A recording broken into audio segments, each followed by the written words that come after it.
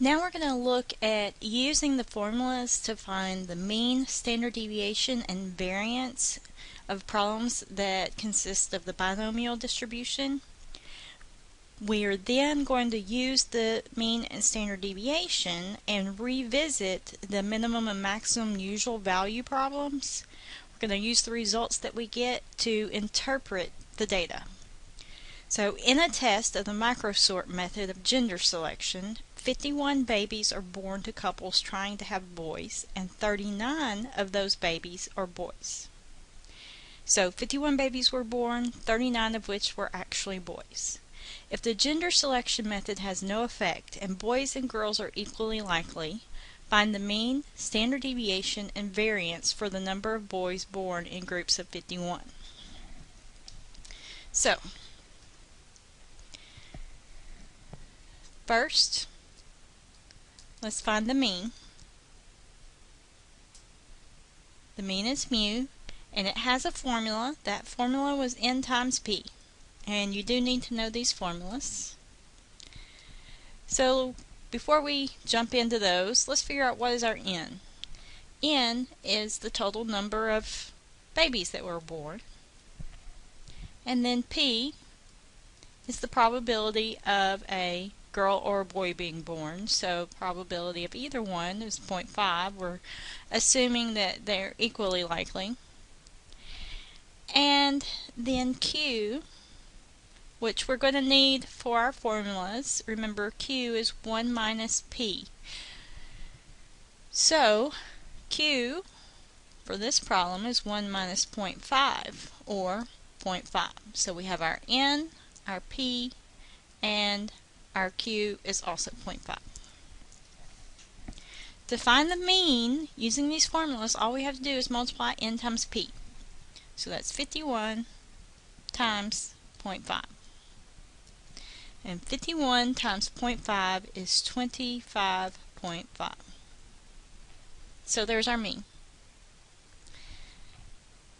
The second thing you want to do is actually to find the variance. Because notice, let me write down those two formulas for us. The variance, sigma squared, is n times p times q.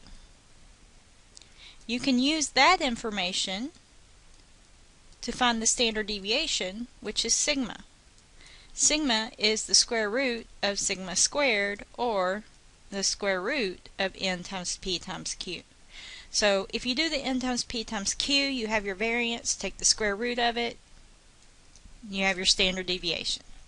So n times p times q would be 51 times 0.5 times 0.5. And the answer we get from that is 12.8. We actually get 12.75, but we're going to round to one decimal place, and that'll be 12.8. Then, if we want to take the square root of that, n times p times q was 12.75. So taking the square root of that will give us our sigma, or our standard deviation, and that is 3.6. So finding the mean, standard deviation, and variance using the formulas, just a plug and chug type thing. However, we are going to use that information that we just found in this next example.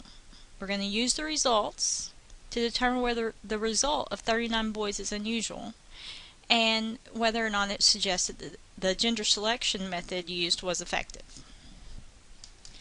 So our maximum value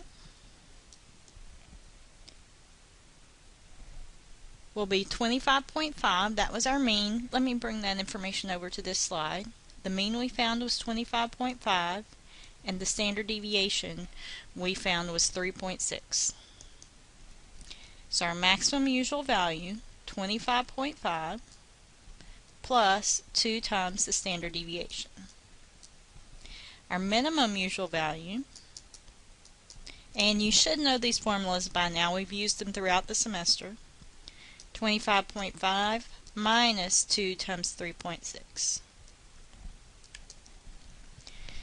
Computing those, just using your calculator, you should get 32.7 and 18.3.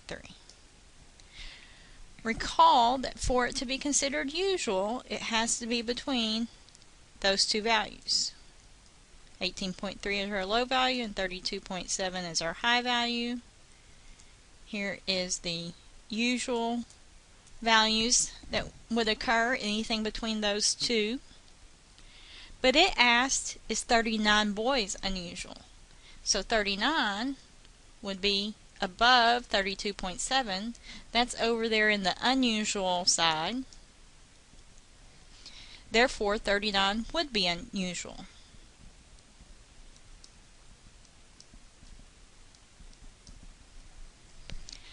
This means, or suggests, that the microsort method talked about in the previous slide is actually effective, since 39 is an unusual amount of boys born. So we would write that as this suggests.